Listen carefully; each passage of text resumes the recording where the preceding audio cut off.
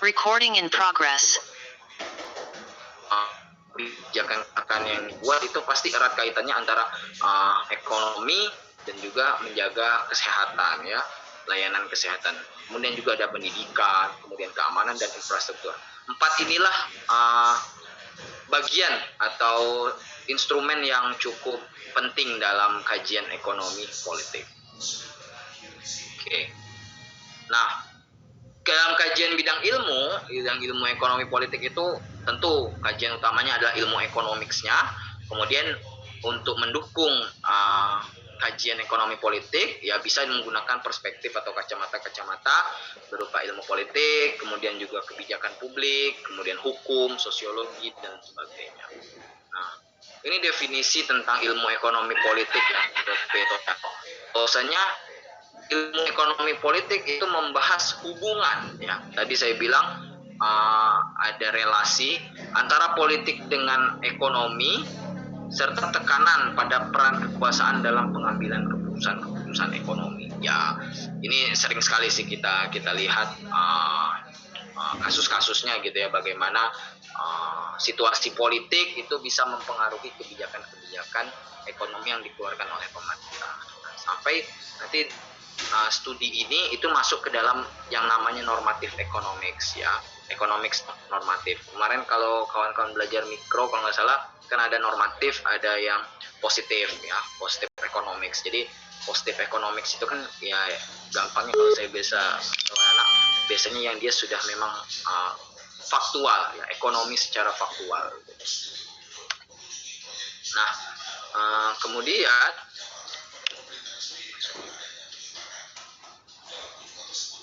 masalah ekonomi ini kan scarcity, ya, kelangkaan. Nah, jadi bagaimana kelangkaan itu dikelola, ya, sumber daya kan terbatas, sementara keinginan kita sebagai manusia terutama itu bisa dibilang tidak terbatas sih.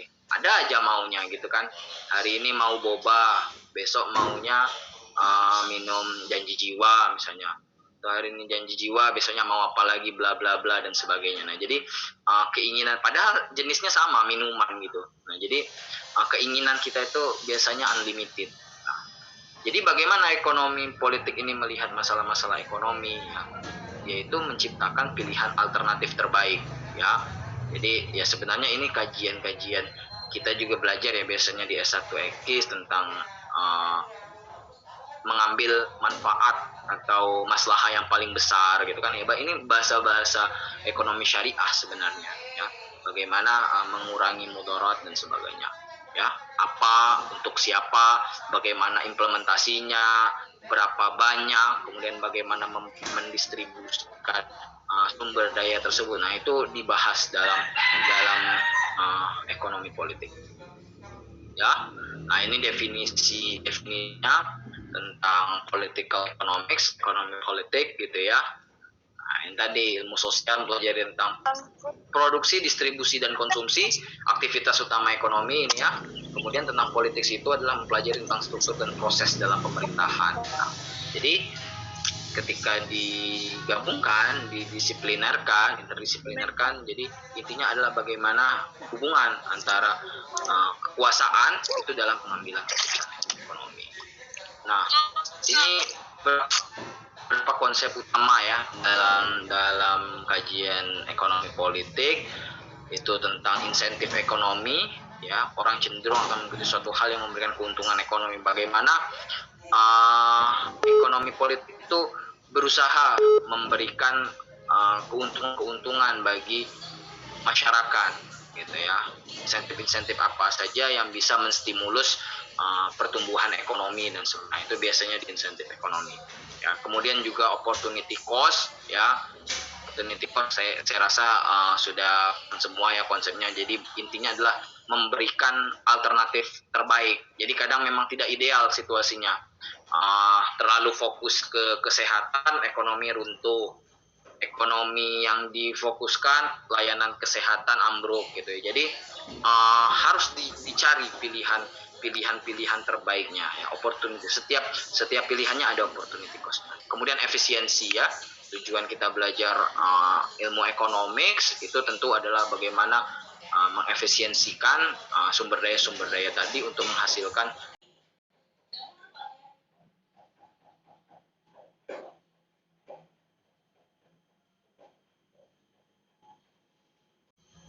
Recording in progress.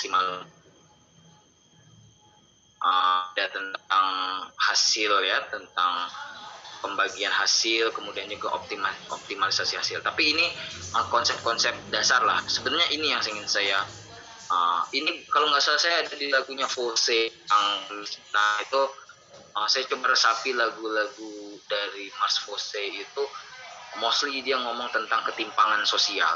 Nah, akar dari ketimpangan sosial itu kemungkinan kebanyakannya ya sebagian besar adalah tentang kemiskinan. Nah, jenis-jenis ini saya rasa kalau kawan-kawan sudah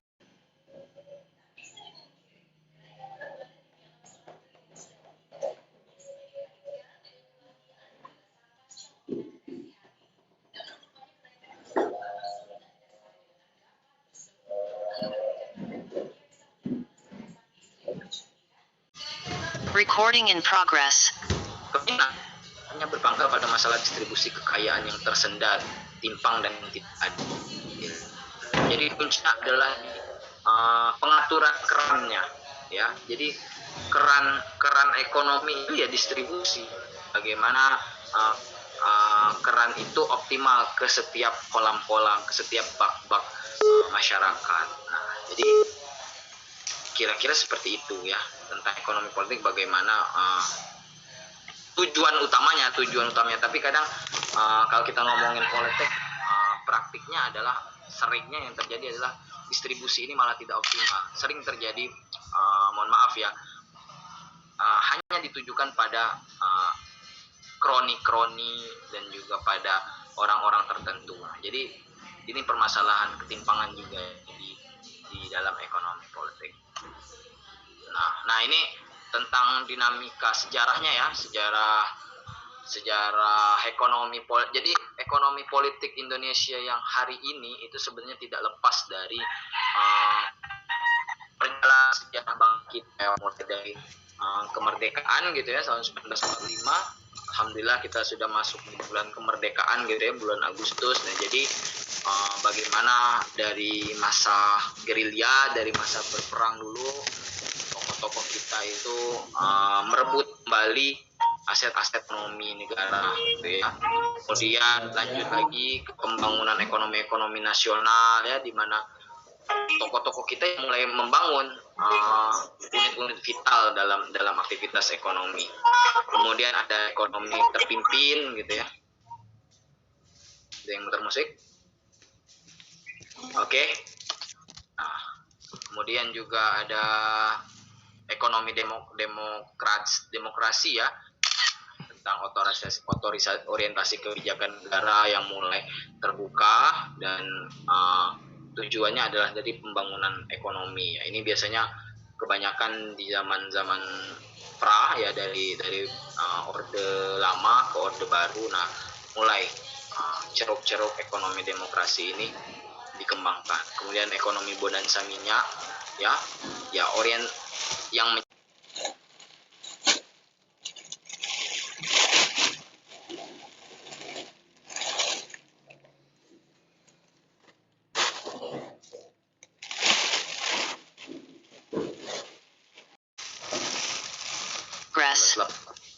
sampai 19 pada distribusi dan sebagainya. Ya ini bikin ngantuk ya. Intinya adalah sejarah perekonomian kita yang pada akhirnya ada hari itu sistem ekonomi politik Indonesia itu punya ciri khas yang dapat dibedakan dengan sistem ekonomi yang lainnya ya. Secara teoritis, secara konseptual, sistem ekonomi yang ada di Indonesia itu adalah sistem ekonomi Pancasila. Jadi Mungkin kan juga udah sering dengar ini kan bahwa negara kita itu adalah menganut sistem ekonomi Pancasila, dan tidak ada salah dari sistem ekonomi tersebut kalau berkaitannya dengan studi ekonomi Islam.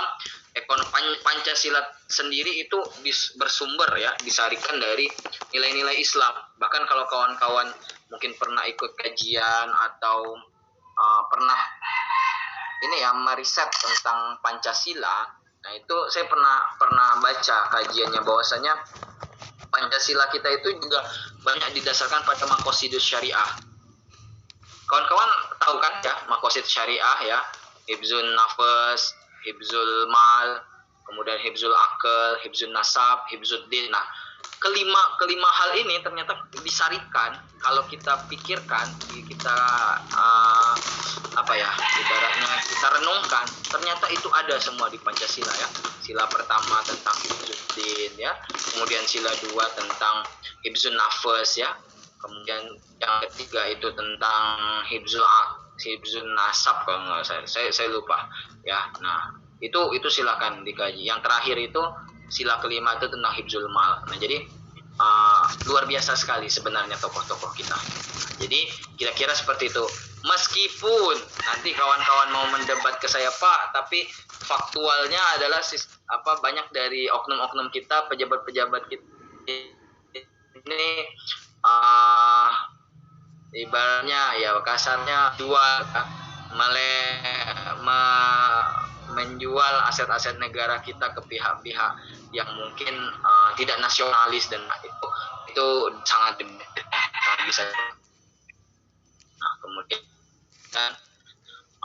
ini rumusan ekonomi di Indonesia ya, orientasi pada manusia, kemudian ya intinya adalah kalau saya disarikan kawan-kawan baca, intinya adalah bagaimana sistem ekonomi yang dibangun di Indonesia adalah untuk kesejahteraan rakyat sebesar-besarnya.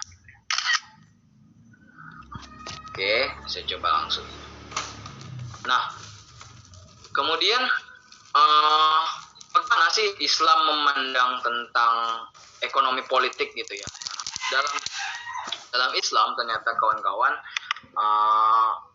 ekonomi politik atau siyasatul iqtisad gitu ya, atau al-iqtisad al-siyasa itu penting ya, sangat-sangat penting, karena dua hal ini diperlukan karena nanti ujungnya adalah di sini. Kejauhan ya, nanti ada ujungnya. Nah jadi politik ekonomi Islam itu digunakan ya untuk menjamin pemenuhan terhadap beberapa instrumen, terutama ya instrumen primer ya, kebutuhan pokok sandang, pangan, papan itu digunakan untuk memenuhi hal tersebut. Kemudian bagi seluruh individu masyarakat, bagaimana seluruh masyarakat itu mendapatkan hak hidup yang layak gitu ya. Mungkin kawan-kawan kalau baca sirah ada beberapa tokoh Islam yang sangat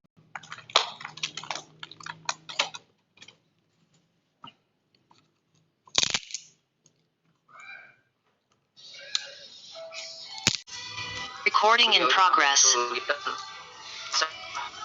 Kesulitan mencari orang yang ingin disedekahi istilahnya gitu kan. Jadi saking pemerataan atau distribusi ekonomi itu secara mendasar sudah tercukupi semua. Nah itu adalah tujuan dari ekonomi politik Islam.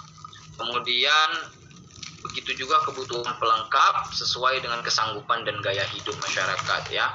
Nah ini nanti erat kaitannya dengan industri halal dan sebagainya. Oke.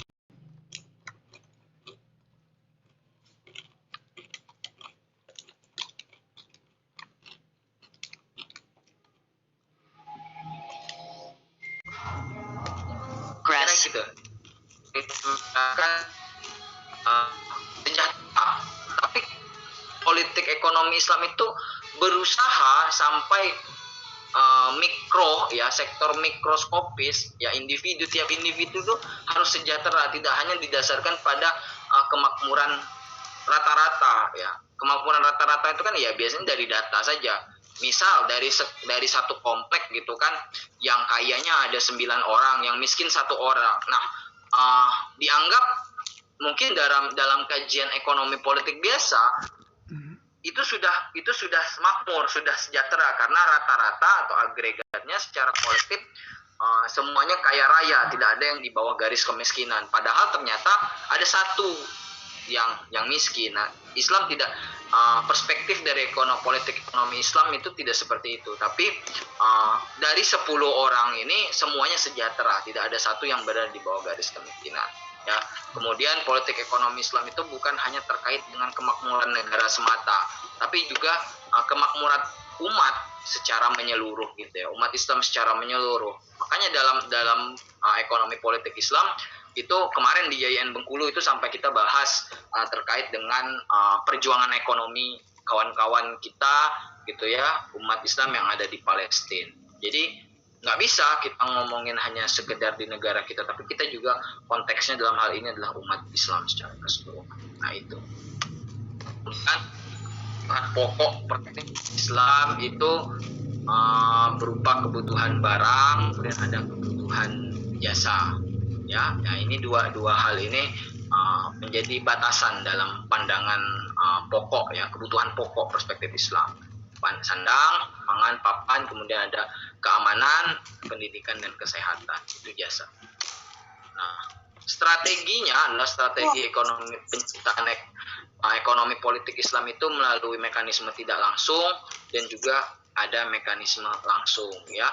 Jadi kalau mekanisme tidak langsung itu yang menciptakan kondisi ya bagaimana situasi negara, situasi masyarakat itu aman. Sementara intervensi langsungnya adalah masyarakat negara hadir gitu ya dalam pengelolaan ekonomi masyarakat. Contohnya pada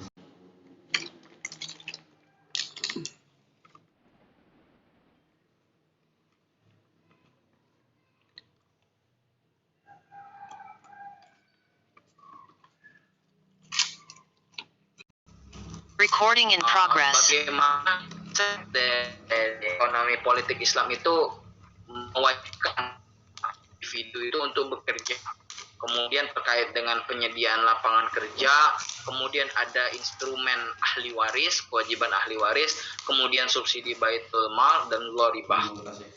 Nah ini contohnya dalam surat Al-Mulk ya, surat Al-Jumu'ah ini sudah ada jelas dalil tentang fardu gitu ya, fardu dari bekerja. Nah, jadi kita tuh nggak boleh nganggur ya, jangan mager ya.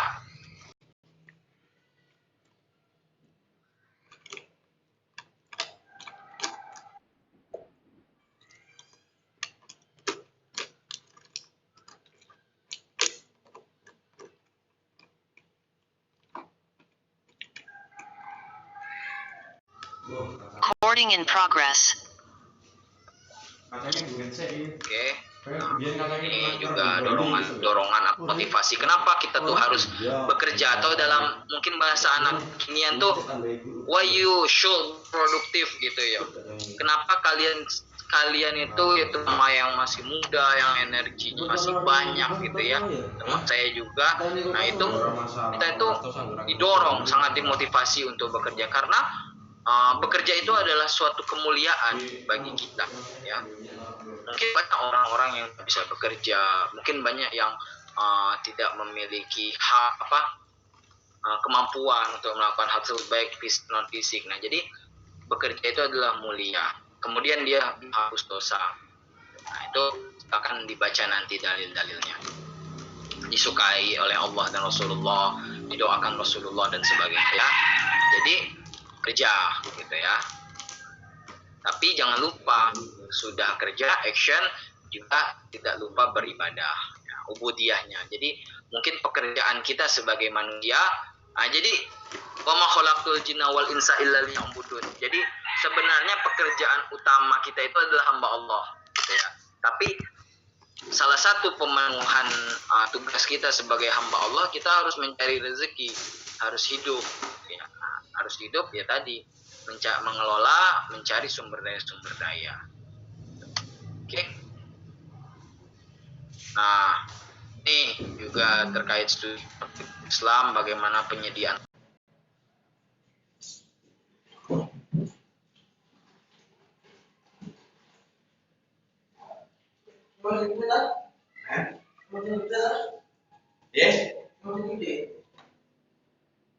Hanya orang gede. Wajahnya kayak wae lho, teflon wae.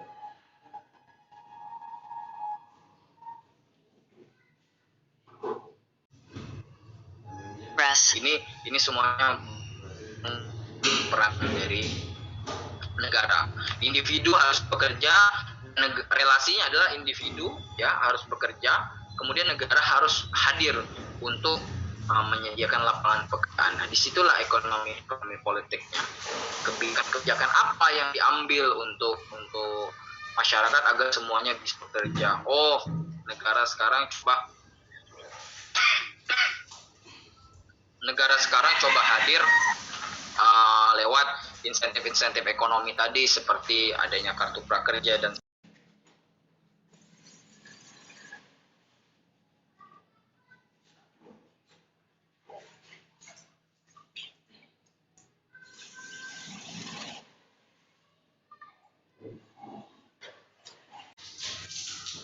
Progress. hampir lupa ya. Udah jarang mendapatkan kajian tentang fikih mawaris ini.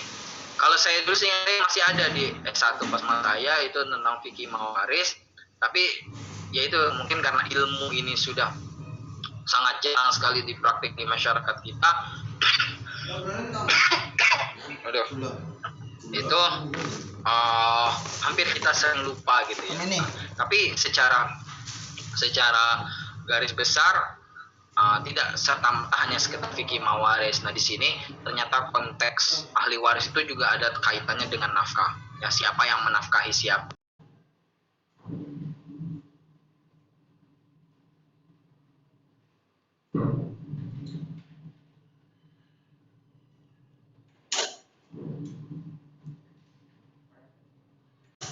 Recording in progress. Karena itu secara politik erat sekali kaitannya. Negara harus mengatur siapa yang menafkahi, supaya tidak individu-individu atau orang-orang yang terlantar gitu.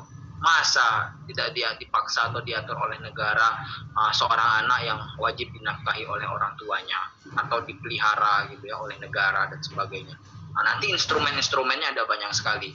Oh, kalau misalnya yatim piatu tidak ada orang tuanya, nah negara hadir lewat kebijakan-kebijakan sosial. Makanya ada dinas sosial, ada menteri sosial dan sebagainya. Itu mengatur hal tersebut.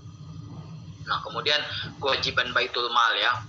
Baitul mal ini mungkin kalau kita bisa bilang sekarang ya praktiknya adalah di bagian dari Kementerian Keuangan ya. Bagaimana banyak sekali sih perdebatan tentang bagaimana relevansi baitul mal itu dengan konteks kekinian terutama Indonesia. Intinya adalah baitul mal bagaimana mengatur sumber daya yang dimiliki oleh negara, pemasukan negara itu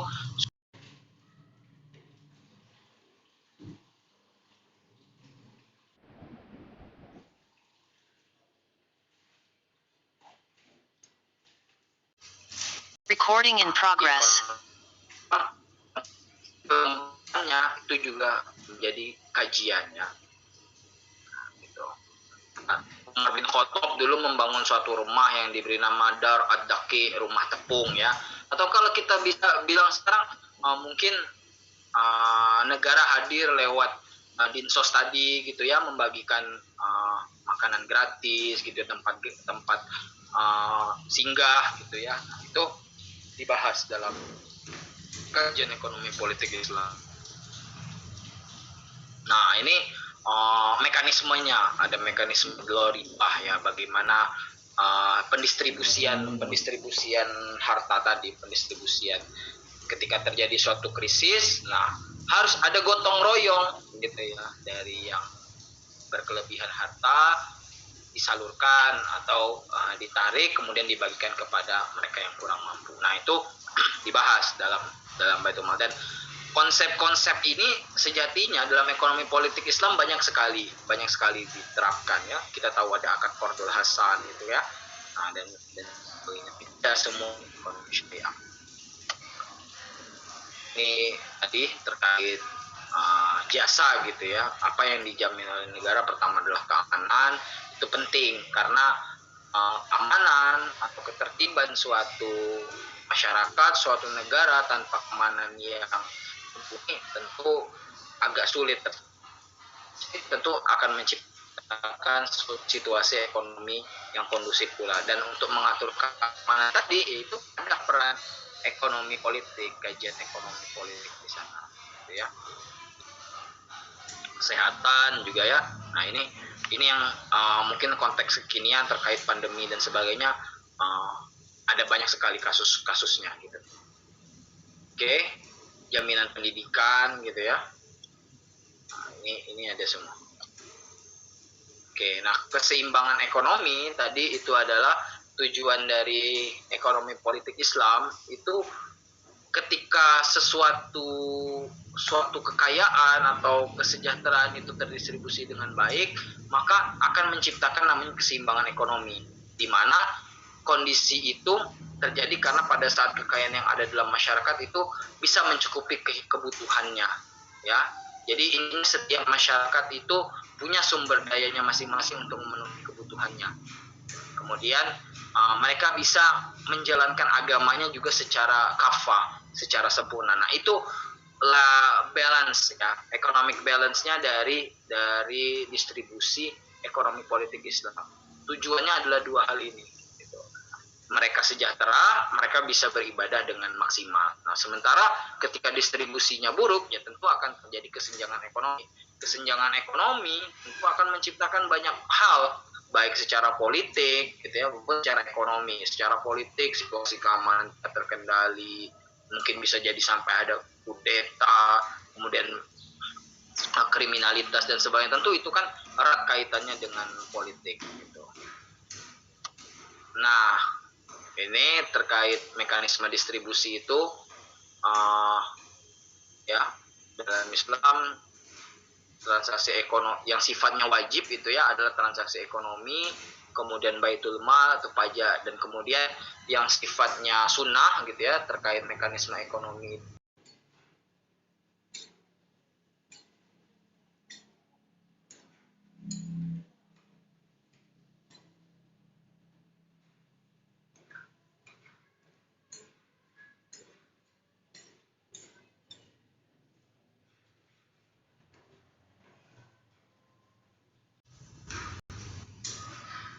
Biaya berobatnya dan sebagainya, nah, itu sunnah. Kemudian tentang Qardul Hasan tadi, pinjaman intinya adalah pinjaman yang kita gunakan untuk membantu orang yang kekurangan atau sedang membutuhkan gitu ya, Qardul Hasan. Kemudian terkait non ekonominya yang wajib itu ya, status hukumnya secara syariat wajib itu ada tentang zakat, waris, kemudian diat juga, dan yang sunnah ada sedekah. Nah ini tadi ujungnya dari ekonomi politik Islam itu. Ini konteksnya ke Indonesiaan banget juga ya. Maksudnya negara kita ini kan kalau secara praktik mungkin kawan-kawan bisa lihat secara kasat mata kecenderungannya adalah kapitalis. Bahkan saya suka mungkin suka guyon ya sama kawan-kawan itu. Jangan kita ini kapitalis religius gitu ya.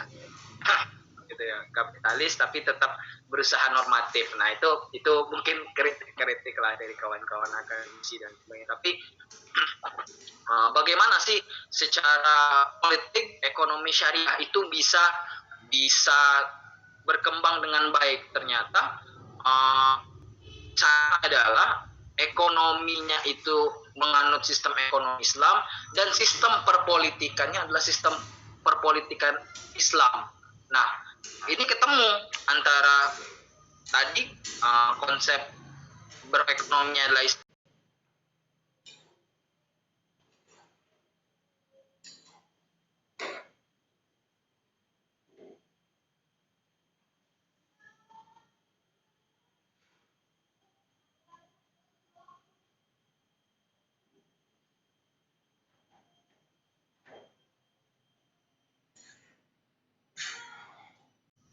Recording in progress. tapi di sini dibilang sistem, bukan negara Islam. Negara yang bersistem pada Islam, yang yang menyarikan cara bernegaranya, kemudian nyari hukum-hukumnya itu juga banyak bersumber dari ajaran-ajaran agama Islam. Itu punya dua hal ini gitu ya, praktek ekonomi syariah ini. Ekonominya Islam dan sistemnya adalah bersumber juga pada ajaran-ajaran agama Islam. Dan, kita sedang menuju ke sini ya, meskipun dalam prosesnya kita belum bisa dibilang ideal 100% gitu.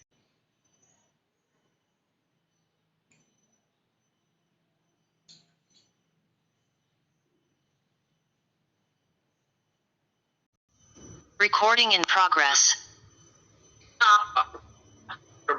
Undang-undang tentang perbankan syariah ada, undang-undang tentang sistem jaminan halal. Halo? Oke. Undang-undang tentang sistem jaminan halal ada. Nah, kemudian juga lembaga-lembaga negara yang bertanggung jawab mengurusi lingkungan ekonomi syariah ada NKS, ada MES, Kementerian Keuangan, Kementerian Agama gitu ya. Semuanya terlibat dalam kepengurusan hal ini. Jadi bisa dibilang seperti itu ya. Ya tidak menutup kemungkinan mungkin negara-negara yang mungkin pure dia sistem Islam dengan ekonomi Islam juga belum tentu lebih makmur. Perlu dicari secara keilmuan, secara penelitian dan sebagainya mengapa hal tersebut. Tapi secara konsep praktik tentu itu ideal ya, ketika sistem dan perekonomian itu bersumber pada Islam. Nah, begitu pula ketika ekonomi kapitalis ketemu dengan sistem yang kapitalis, ya ideal juga negaranya. Contohnya Amerika Serikat dan sebagainya. Nah, nanti itu terkait sistem perekonomian akan kita bahas juga ya. Menarik sebenarnya ini. Kemudian pelaku ekonomi ya, pelaku ekonomi dalam perspektif ekonomi politik Islam itu individu adalah pemilik dan pengelola kepemilikan individu, pelaku muamalah bisnis ya, mereka bertransaksi gitu individu. Kemudian memanfaatkan kepemilikan umum secara bersama, jadi fasilitas-fasilitas publik itu dimanfaatkan secara bersama.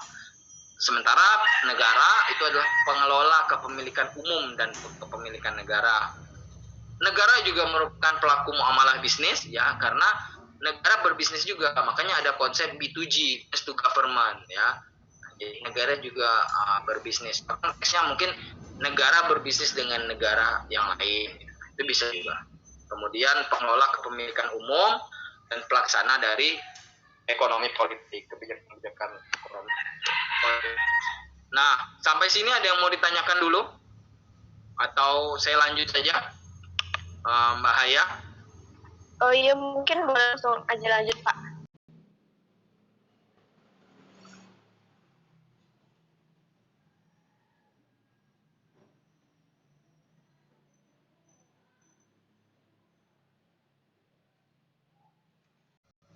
Recording in progress. Mungkin nanti yang kita bisa sambil jalan ya, kita coba bahas bareng-bareng. Tapi saya coba concern ke sektor-sektor yang saya pahami gitu ya, terutama di industri halal. Nah, jadi ini adalah ekosistem dari ekonomi dan keuangan syariah di Indonesia ya. Seperti yang kawan-kawan tahu bahwasanya mekanisme pasar itu kan tercipta karena adanya apa? Permintaan, Pak. Nah, ada permintaan, bahasa Inggrisnya demand ya. Kemudian juga ada penawaran. Nah, disitulah terjadi mekanisme pasar. Nah, untuk ekonomi dan keuangan syariah, nah kira-kira seperti inilah gambaran dari supply and demand-nya ya. Demand-nya kita coba bahas demand-nya. Demand-nya adalah dari pasar global ya. Pasar global siapa? Oh, mungkin ceruk-ceruk pasar yang ada komunitas muslim yang ada di negara-negara Eropa misalnya, atau bahkan pasarnya adalah pasar Timur Tengah gitu ya, yang negaranya yang mayoritas dari masyarakatnya adalah masyarakat muslim. Bisa jadi seperti itu. Itu demand dari pasar global. Negara-negara sekuler gitu ya, negara-negara muslim. Nah, kalau secara regional tadi kita bisa lihat seperti saya baca laporan dari Kemenko itu yang terbaru adalah demand dari industri halal kita yang sedang dikembangkan adalah pasar Afrika. Pasar Afrika itu mulai digarap oleh pemerintah dan dari kajian tersebut ternyata Afrika cukup penting dalam hubungan ekonomi ya, diplomasi ekonomi Indonesia. Kawan-kawan mungkin sering lihat tuh di TikTok atau di YouTube gitu kan, banyak masyarakat Eropa yang ternyata masyarakat Afrika yang doyan dengan Indomie gitu kan. Nah, jadi mungkin itu pasar yang sangat menarik untuk digali di Afrika. Kemudian juga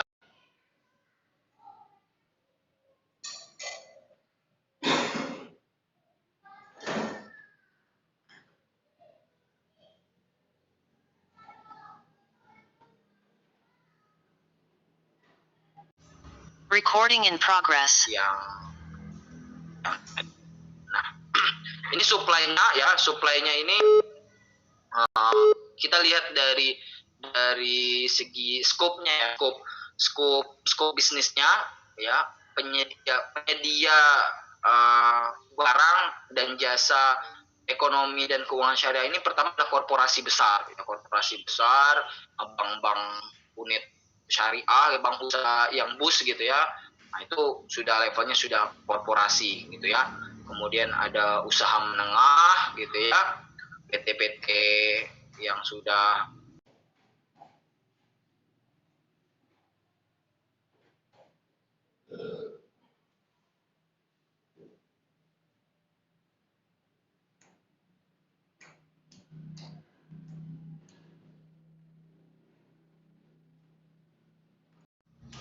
Recording in progress. termanage bisa ini yang biasanya dia di level rumah tangga yang apa bisnis. Pun mikro juga bisa di rumah tangga gitu ya, benar-benar biasanya di ultra mikro ini belum ada sistem yang sangat stabil gitu ya, hanya berdagang gitu ya, berjualan. Nah, di sektor keuangan gitu ya, keuangan publik gitu ya, commercial finance ini itu ada industri pasar modal syariah ya, saham gitu ya, terus juga mungkin instrumennya nggak pasar modal kan nggak cuma sekitar saham ya, mungkin ada instrumen pasar modal yang lain, crowdfunding sekarang juga yang berkembang. Nah, kemudian ada perbankan syariah ya dengan berbagai produknya, dan IKNB syariah. Nah, mungkin crowdfunding tadi maksudnya ke IKNB, industri keuangan non bank. Nah, itu bagian dari biasanya di sini udah ada yang korporasi maupun ada yang usaha menengah gitu. IKNB mostly di usaha menengah mungkin ya, atau ada beberapa yang sudah ke level korporasi. Kemudian juga ada investor global, dana pemerintah, investor institusi, dana biasanya ini modal venture ya. Kemudian ada investor retail. Ini adalah bagian dari menyuplai sumber keuangan gitu ya. Nah, kemudian ada social finance ya, keuangan sosial ya, biasanya ini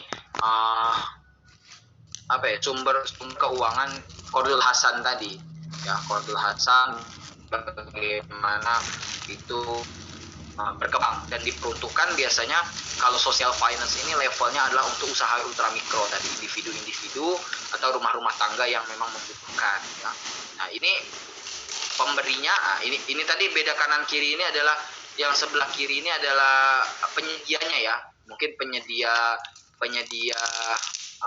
dananya ya di belah sini, dan ini adalah instrumen pasarnya atau yang mengelola dananya. Nah, social finance begitu juga, wakif, ada muzaki, ada donatur. Sumber-sumber dari keuangan sosial itu adalah dari sini ya, dari yang memberi wakaf, dari yang memberi zakat, dan mungkin mereka yang berdonasi, infak, sedekah dan sebagainya ya. Biasanya tujuannya adalah ke BMT atau BWM ya. Nah, kemudian ada organisasi pengelola ZIS ya, Lazisnu, Lazismu, kemudian ada insentif zakat dan sebagainya, nazir wakaf. Nah, itu menjadi pengelola dari dana social finance ini nanti disalurkan ke usaha ultramikro. Kemudian peran-perannya itu juga ada dari komunitas, ya, komunitas seperti ormas, ya, lembaga-lembaga Islam, MUI juga, ya. Nah, itu menjadi tulang punggung dari ekosistem ekonomi dan keuangan syariah.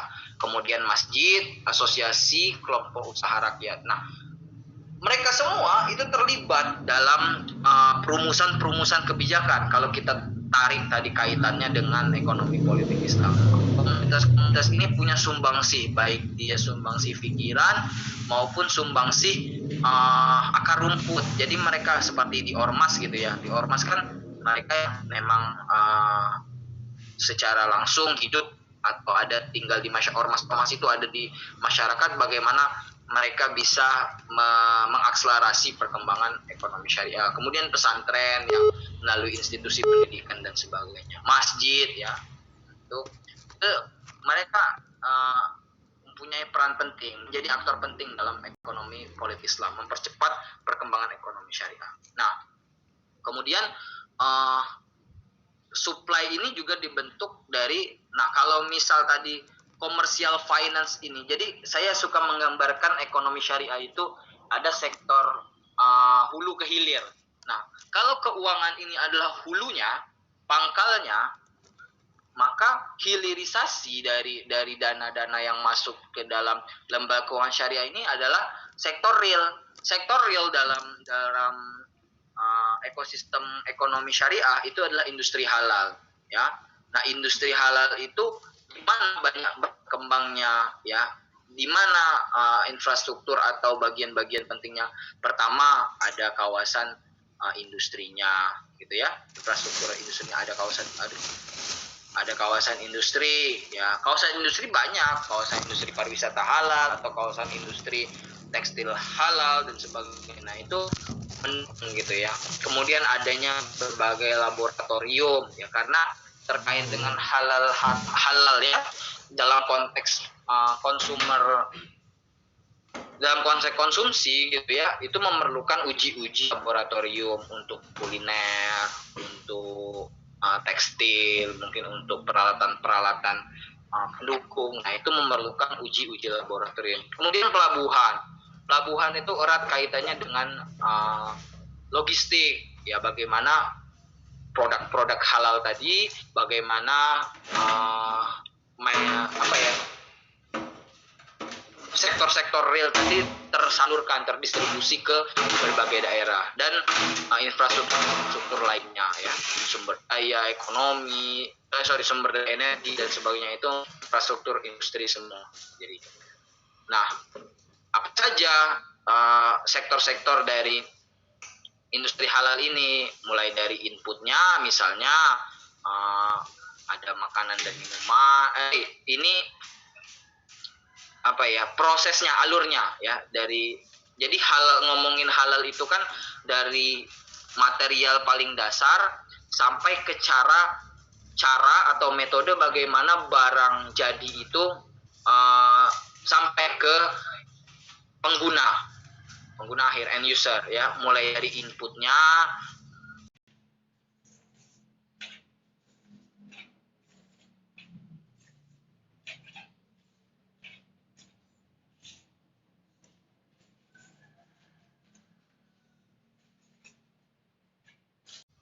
Recording in progress.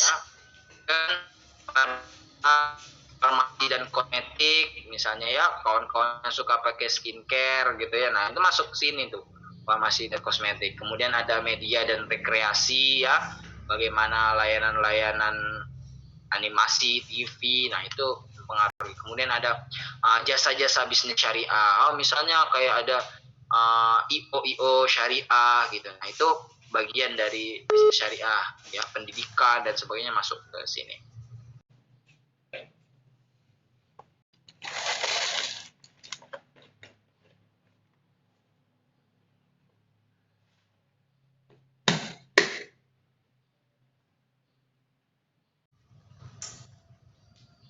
ada institusi kampus, ada sekolah-sekolah, kemudian lembaga-lembaga profesi dan sertifikasi, kemudian riset dan pengembangan ya, R&D ya, itu penting didukung terkait riset dan pengembangan di halal science. Kemudian ada regulasi ya, peraturan, fatwa. Nah, ini domainnya tadi dari ekonomi politik tadi, regulasi. Kemudian branding ya, sosialisasi dan promosi. Kemudian teknologi digital, big data, blockchain ya. Nah, ini menarik semua ini dikaji, big data, blockchain dalam industri halal. Kemudian awareness dan perlindungan. Awareness sih mungkin awareness dan manusia itu mungkin disitulah banyak peran OC dalam riset dan pengembangan ya, meskipun nanti semuanya juga bisa masuk sebenarnya, tapi concernnya adalah bagaimana pengembangan SDM kita, kawan-kawan yang menjadi agent-agent dari perkembangan ekonomi syariah. Nah, ini peringkat keuangan syariah, dan bahkan cuma finance ya, ini juga ada tentang travel, kemudian finance dan pengembangan ekonomi Islam. Rata-rata kita berada di 5 besar ya, 5 besar, dan ini merupakan sinyal baik gitu loh, sinyal baik bagi ekonomi Islam bahwasanya kenapa ranking-ranking ini bisa ada. Indikasinya apa? Indikasinya berarti secara politis gitu ya, pemerintah kita itu punya keinginan ya.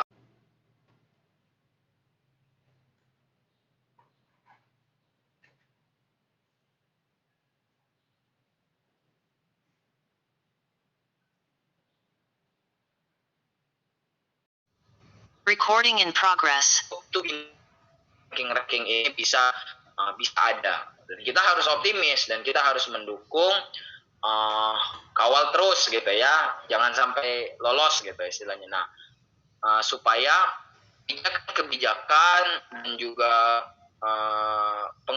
pengembangan dari keuangan syariah itu berjalan dengan baik, tidak hanya diperuntukkan untuk keuntungan bagi kroni-kroni tertentu. Nah, ini lanskapnya. Ini bulan April ya. Saya ada data yang terbaru itu yang bulan Desember 2020.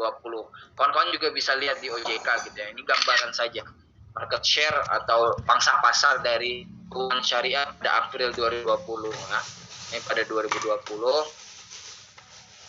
keuangan syariah itu 9,03% dari total keuangan konvensional.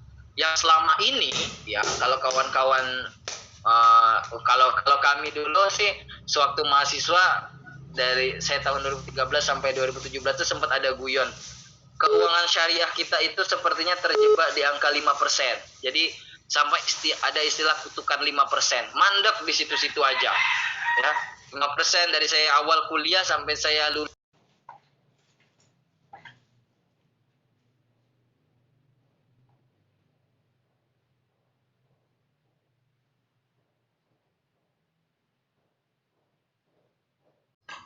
Recording in progress. Dia juga gitu ya, sampai yang paling tinggi ya Kiai Ma'ruf gitu kan, yang ketua MUI sebelumnya. Nah, mulai dari situ pemerintah seperti semakin punya sumber daya untuk mempercepat atau mengakselerasi keuangan syariah di Indonesia. Sampai puncak strateginya adalah sepemahaman saya itu adalah terciptanya satuan kerja namanya KNEKS ya, Komite Nasional awalnya KNS, Komite Nasional Ekonomi Syariah, sampai sekarang namanya KNEKS, Komite Nasional Ekonomi Keuangan Syariah. Nah, jadi lewat KNEKS inilah sebagai pemercepat dan juga pencipta ekosistem, akhirnya market share kita itu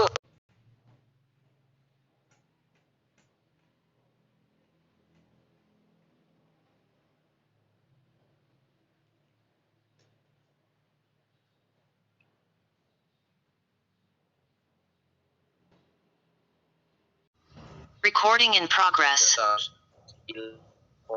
sekian.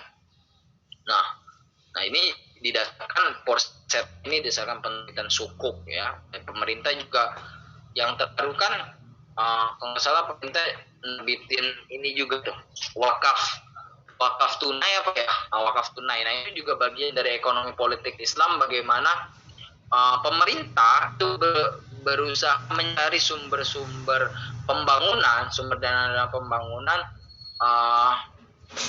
melalui instrumen-instrumen syariah. Meskipun ya ada guyonnya juga, istilahnya pemerintah pas butuhnya aja ngomong-ngomong syariah gitu. Tapi pas yang berkaitan dengan kewajiban pemerintah untuk memberikan jaminan-jaminan atau layanan-layanan kepada masyarakat, lupa tuh ngomong syariah. Nah, ini bisa diperdebatkan semua.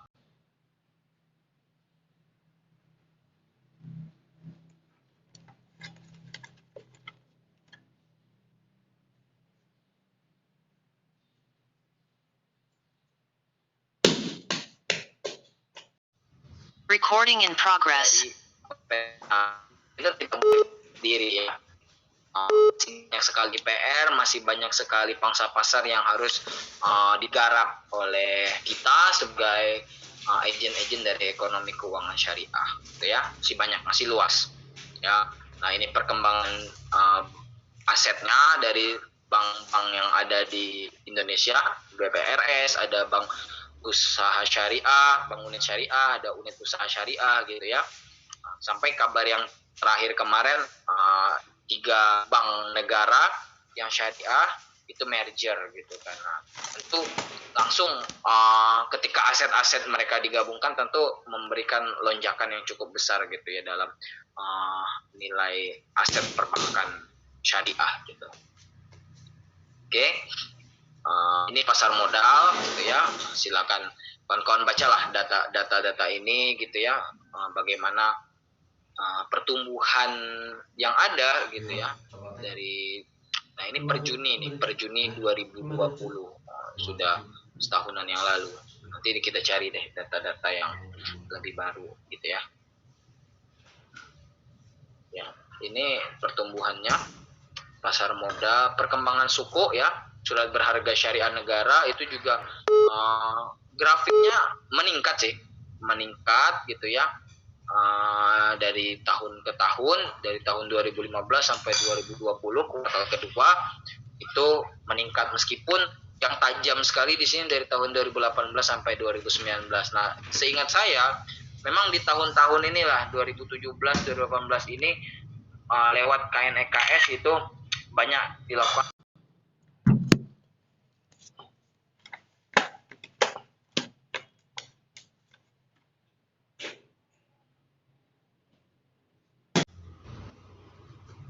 itu. Ada banyak variabel, ada banyak faktor juga, situasi dan sebagainya. Nah, itu berpengaruh ya dalam pertumbuhan terkait suku ya, asuransi. Ini ya, meskipun terjadi sedikit penurunan ya pada tahun 2020, paling tinggi pada tahun 2019 ya. Ini tadi faktor-faktor eksternal tadi, situasi pandemi dan sebagainya, tidak bisa lepas dari hal itu. Nah, ini zakat penghimpunannya dari tahun ke tahun meningkat ya. Nah, ini meningkat 2 triliun, meningkat 1 triliun sampai 2018 2 triliun, dan mungkin data-data terbaru juga selama pandemi ini mungkin terjadi peningkatan juga gitu ya. Meskipun potensi zakat Indonesia itu hanya baru 3% yang didapatkan. Oke. Nah, ini kondisi wakaf ya, jumlah tanah wakaf dan sebagainya. Oke. Ya. Nah, ini bagaimana? Nah, ini strategi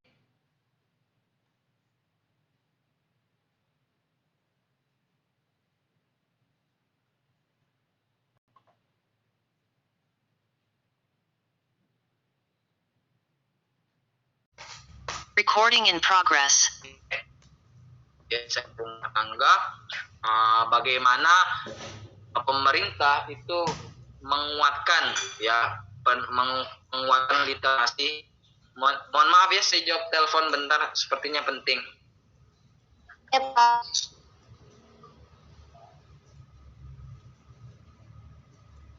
Assalamualaikum. Gus, lagi si webinar. Bentar ya. WA. Ya, chat aja. Oke. Yuk. Assalamualaikum. Nah, pada sektor rumah tangga itu ada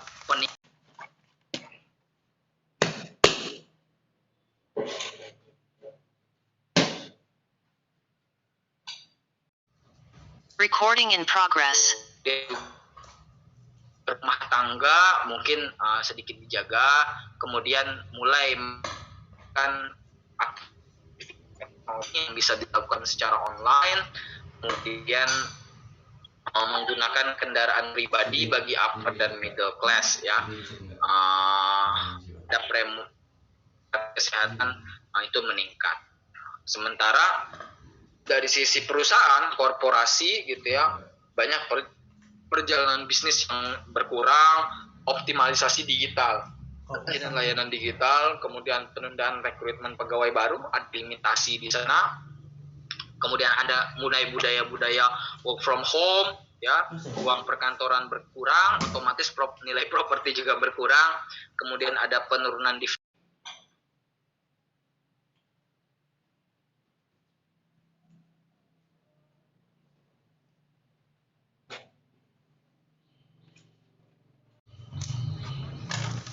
aktivitas perjalanan di jabat gitu ya, bagi birokrat dan sebagainya. Pengalihan APBN yang awalnya dulu kalau sebelum pandemi, kalau saya tidak salah, politik negara ini banyak sedikit berfokus pada terkait pemindahan ibu kota ya. Kalau kawan-kawan ingat gitu kan, wacana pemindahan ibu kota waktu itu cukup kuat ke daerah Kalimantan, daerah Kutai ya kalau nggak salah saya. Nah itu waktu itu sebelum 2019 pertengahan itu isu itu masih sangat kuat sekali. Bahkan webinar-webinar tentang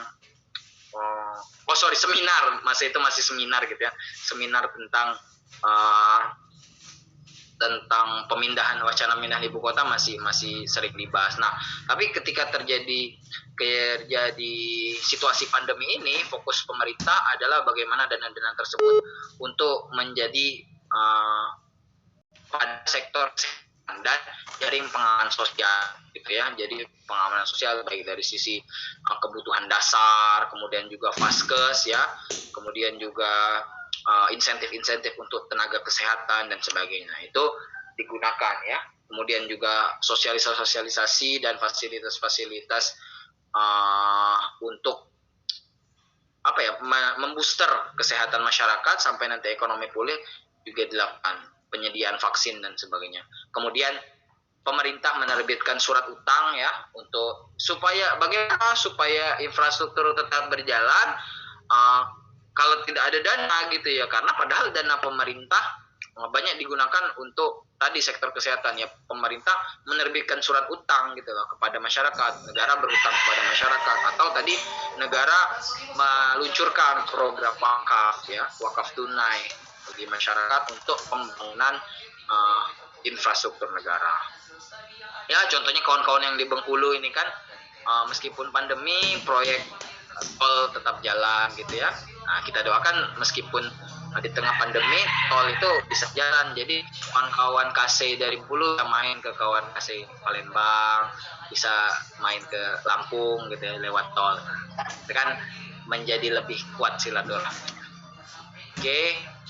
Nah ini juga ada beberapa strategi mulai dari bagaimana bisa dilakukan secara maksimal selama COVID-19, stimulus ekonomi ya, tadi stimulus lewat insentif dan keuangan yang tepat sasaran tadi, bagaimana negara menjaga jaring pengaman sosial mereka ya, jangan sampai terjadi namanya panic buying gitu ya. Kan selama awal-awal pandemi dulu seingat saya banyak sekali terjadi panic buying, terutama untuk masker ya kalau nggak salah. Ada yang kalau nggak salah mahasiswa di salah satu kampus itu menimbun masker karena kurangnya ya.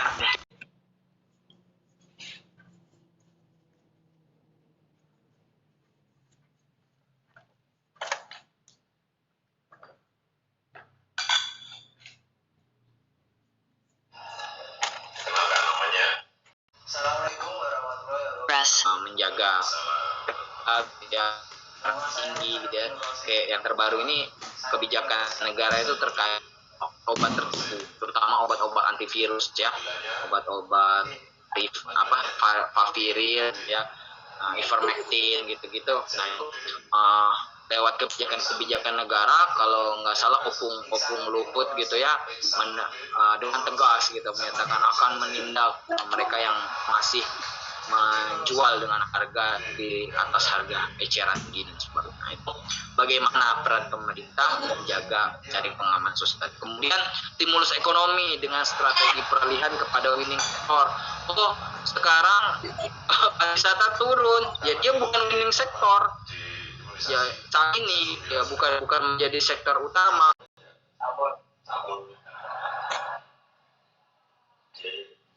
Diapain gitu? Di mana? Di sini atau di sini? Di sini. Mana sebelah mana? Ini. Recording in progress. Masih sektor personal care misalnya, kita selama pandemi ini rajin banget tuh menggunakan hand sanitizer dan sebagainya. Nah, fokusnya adalah pemerintah pengelolaannya fokus kepada tadi industri yang lagi winning, yang lagi berkembang naik, yang tetap naik. Pariwisata jelas turun ya, otomatis misal dalam ekonomi politik Islam pariwisata halalnya tidak terlalu digemborkan dulu, fokus pada kosmetik dan farmasi halal gitu, karena itu yang lagi tumbuh sesuai dengan kondisi saat ini. Kemudian berpacu dengan waktu ya.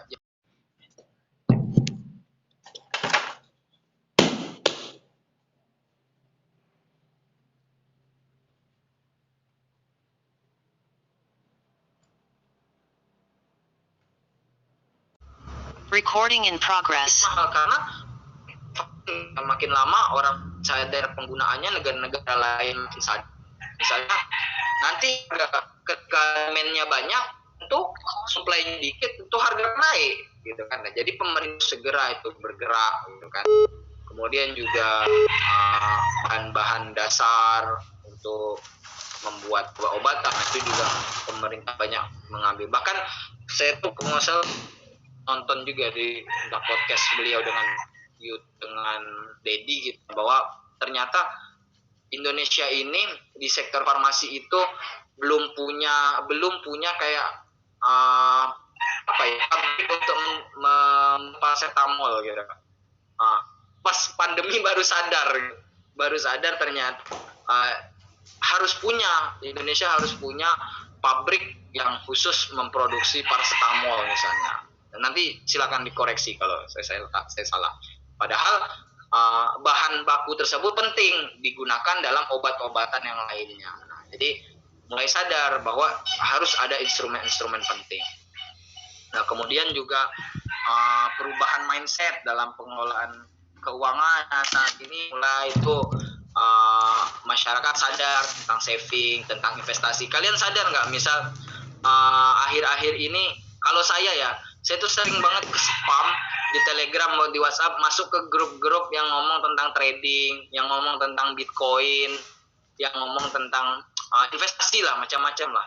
Nah, jadi kayaknya tumbuh gitu loh budaya-budaya investasi. Saya sering sekali lihat mahasiswa saya, lihat kawan-kawan saya sekarang di Instagram story-nya tuh posting tentang investasi, terus juga mereka screenshot portofolio mereka gitu kan. Wallahu alam, saya tidak tahu mereka benar-benar invest atau enggak ya, atau cuman hype semata, tapi itu menjadi perubahan dalam situasi COVID-19 ini ya. Jadi mulai sadar dengan instrumen tabungan dan investasi.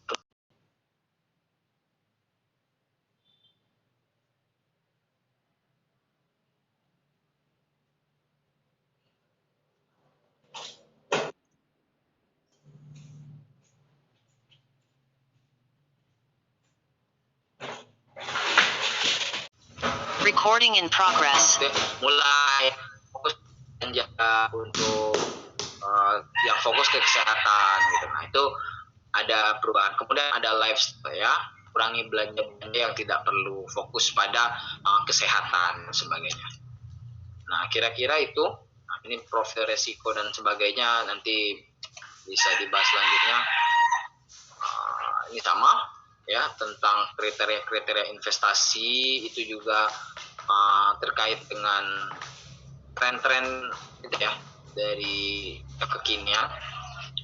Nah, kemudian ada strategi pengembangan ekonomi syariah dari sisi supply, itu harus terkait inovasi produk, kemudian ada pendalaman pasar keuangan ya. Tadi masyarakat mulai memahami sumber-sumber untuk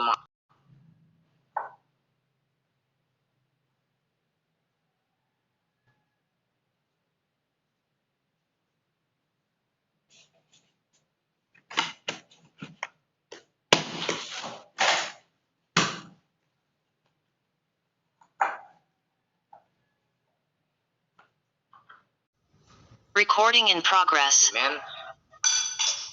Dana jangka panjang, dana pensiun, dan jaminan sosial. Jadi permintaannya strateginya adalah dengan cari investor CAP terutama yang masih mau mengalirkan dananya, dan juga ternyata melalui dana-dana sosial dan serta individu. Nah, ini tentang literasi ekonomi syariah. Ini cukup menjadi concern ya, literasi ini. Jadi dari tahun ke tahun gitu ya, literasi tentang ekonomi syariah itu belum signifikan, saya bisa bilang ya. Dari tahun ke tahun kenaikannya hanya maksimal mungkin 1 sampai 0, sampai 1-2% kenaikannya ya. Nah, jadi masih perlu diperhatikan masalah literasi, dan tadi peran kawan-kawan FOSE ini untuk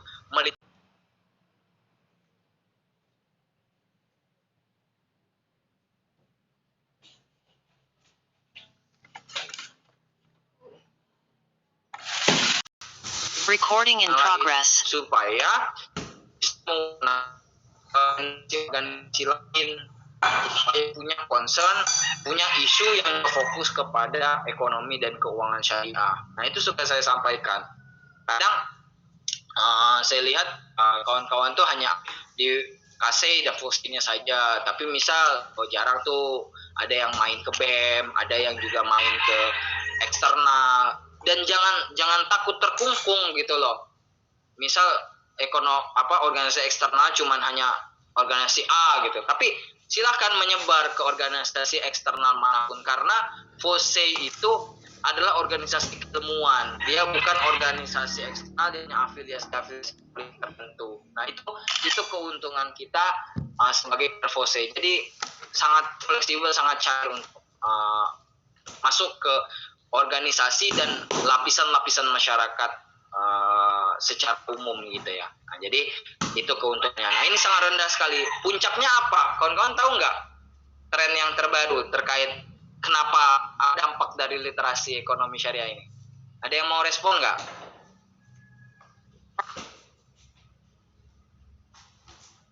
Halo, saya nggak ditinggal tidur kan?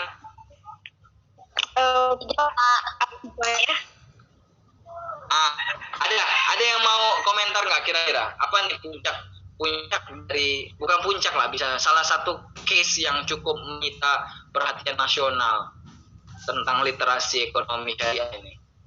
Mungkin Afwan Pak dari Haya untuk mengingatkan waktu klimatisasinya udah lewat nih. Oke. Saya ringkas saja ya. Ini satu iya, Pak. dua.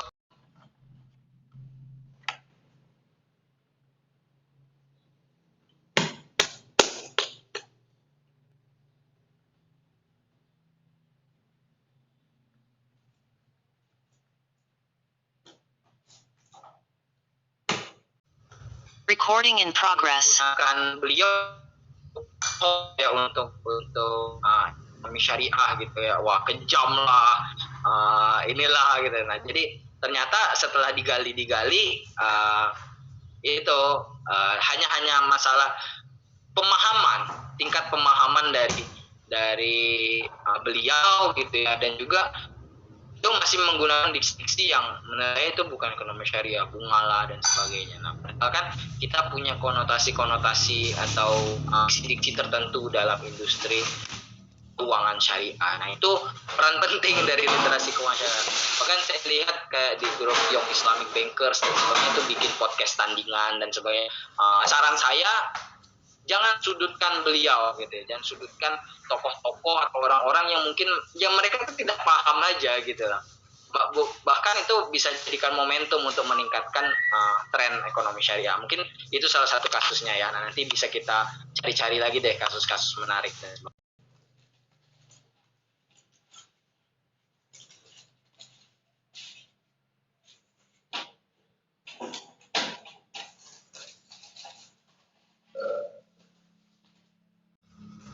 Recording in progress. Maaf, saya akhiri.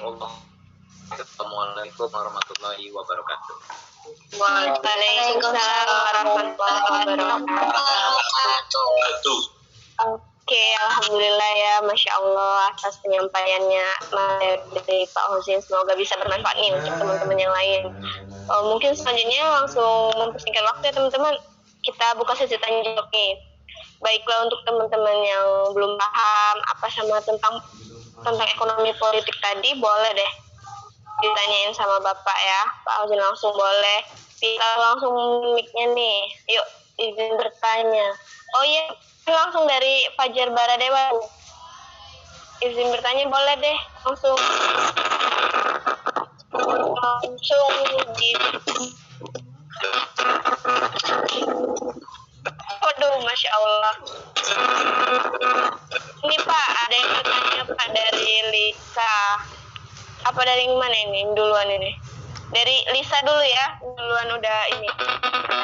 Bertanya Pak, katanya pada masa COVID pandemi ini